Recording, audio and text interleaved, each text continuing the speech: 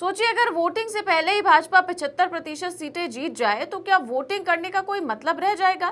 क्या फिर बाकी पार्टियों का चुनाव लड़ना बनता है? क्या लोकतंत्र ज्यादा दिन तक जिंदा रह सकता है?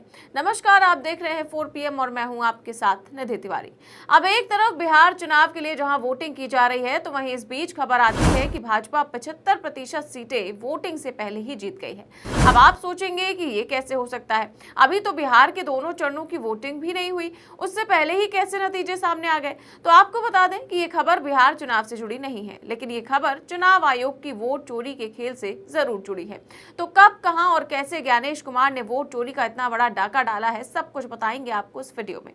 तो हाइड्रोजन बम फट चुका है और चुनाव आयोग का सारा खेल सबके सामने आ गया है। पूरे देश को पता चल गया है कि अब ज्ञानेश कुमार मुख्य चुनाव आयुक्त की तरह नहीं, बल्कि मोदी शाह के एक ऐसे एजेंट बनकर काम कर रहे हैं जो अपने आकाओं को जिताने के लिए किसी भी हद तक जा सकते हैं। लेकिन अगर आपको ऐसा लग रहा है कि ज्ञानेश कुमार मोदी के लिए बस बड़े बड़े चुनावों में ही वोट चोरी करते हैं, तो आप गलत हैं।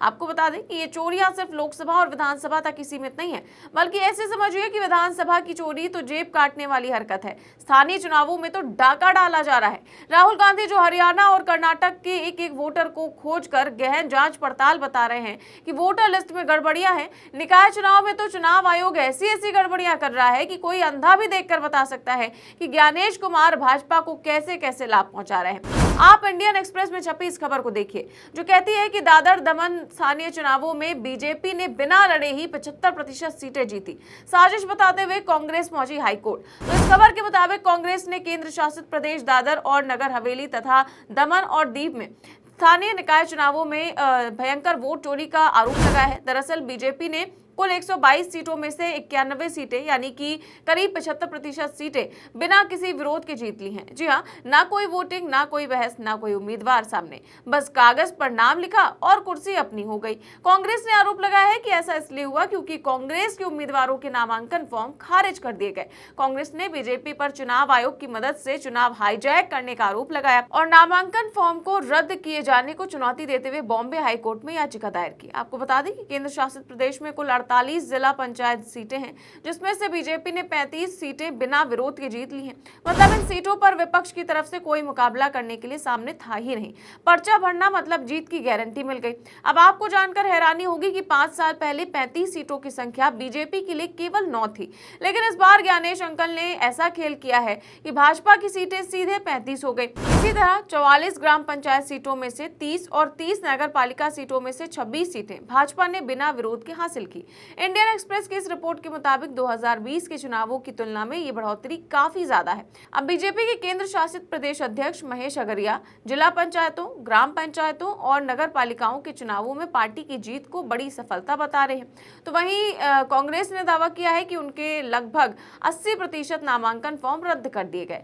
कांग्रेस की ओर से कहा गया है कि ये एक सुनियोजित षड्यंत्र का हिस्सा है। कांग्रेस का आरोप है कि ये जीत नहीं, बल्कि ये लोकतंत्र के शरीर में डाले गए इंजेक्शन का असर है, जहां जनता को चुनने का अधिकार ही नहीं दिया गया है। ऐसे में सवाल उठता है कि क्या कांग्रेस के प्रत्याशी जो पिछले चुनावों में ठीक से पर्चा भरकर चुनाव लड़े थे, क्या वो इस बार भूल गए थे कि पर्चा कैसे भरा जाता है, या फिर इस बार ज्ञानेश कुमार ने एक बड़ा खेल करते हुए इतने सारे नामांकन ही रद्द करवा दिए? अब देखिए, फॉर्म रद्द करने की बात आई तो कारण इतने मजाकिया थे कि सुनकर हंसी आए या गुस्सा, ये समझ ही ना आएगा। कुछ उम्मीदवारों के फॉर्म इसलिए रद्द कर दिए गए क्योंकि उनके दस्तावेज सही क्रम में नहीं थे, जबकि नियम पुस्तिका में ऐसा कोई क्रम का नियम है ही नहीं। किसी का फॉर्म इसलिए फेंक दिया गया क्योंकि उनके हलफनामे पर तारीख की एक लाइन ऊपर नीचे थी। आप कल्पना कीजिए, क्या ये चुनाव है या फिर यूपीएससी का इंटरव्यू? और मजे की बात तो ये है कि भाजपा का एक भी फॉर्म रद्द नहीं हुआ। कांग्रेस ने साफ कहा कि ये जांच निष्पक्ष नहीं थी, बल्कि एक योजना के तहत की गई कार्रवाई थी। एक ऐसी कार्रवाई जिसको अगर किसी फिल्म में दिखा दिया जाए तो लोग कहेंगे कि बहुत अवास्तविक है। इसका नतीजा ये हुआ कि जिला पंचायत की 48 सीटों में से 35 सीटें भाजपा बिना विरोध जीत गई। सोचिए, पिछले चुनाव में जहां भाजपा को सिर्फ 9 सीटें मिली थी, वहां इस बार सीधे 35 सीटें। क्या जनता अचानक इतनी ज्यादा प्रभावित हो गई, या फिर विरोधियों को मैदान में उतरने ही नहीं दिया गया?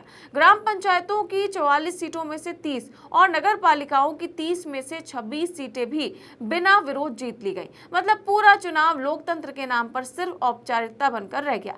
जैसे मोदी ने अपने ज्ञानेश कुमार को कह दिया कि आज चुनाव है, लेकिन जीत मेरी ही लिखनी है।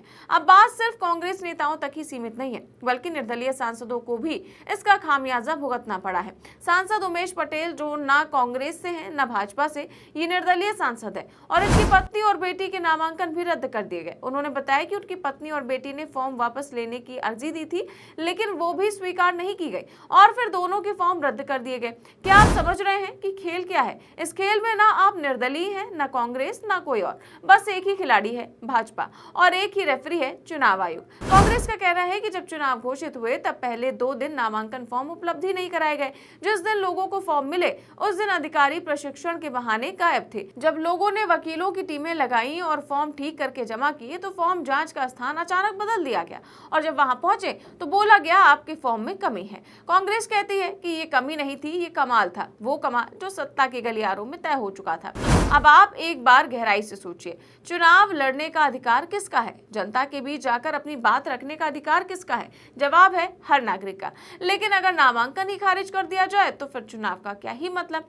अब चुनाव सिर्फ वोट डालने का नाम नहीं है, बल्कि चुनाव भरोसे का नाम है और जब भरोसा टूट जाए तो लोकतंत्र सिर्फ एक शब्द बनकर रह जाता है। दादर और नगर हवेली और दमन और दीव में जो हुआ, कांग्रेस उसे एक साजिश कह रही है, निर्दलीय इसे लोकतंत्र की हत्या बता रहे हैं और जनता ये समझ नहीं पा रही है कि अगर वोटिंग से पहले ही नतीजे तय हो जाएं तो मतदाता का अस्तित्व बचे ही भी कैसे। अब एक तरफ बीजेपी की जीत को तैयारियों और रणनीति का नतीजा बताया जा रहा है, तो वहीं दूसरी तरफ विपक्ष कह रहा है कि ये तैयारी नहीं बल्कि प्री डिजाइन सिस्टम है, जहां विरोध को प्रवेश द्वार पर ही रोक दिया गया।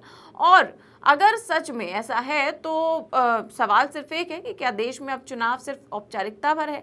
अगर उम्मीदवार ही मैदान में ना उतर पाए, अगर चुनाव आयोग ही सवालों के घेरे में हो और अगर सत्ता के लिए लोकतंत्र को मोहरों की तरह इस्तेमाल किया जाने लगे तो फिर ये जीत नहीं, लोकतंत्र की पराजय है। फिलहाल इस पूरे मामले पर आप क्या सोचते हैं? हमें कमेंट बॉक्स में अपनी राय जरूर दें। चैनल को सब्सक्राइब भी करें और ज्वाइन भी करें। नमस्कार।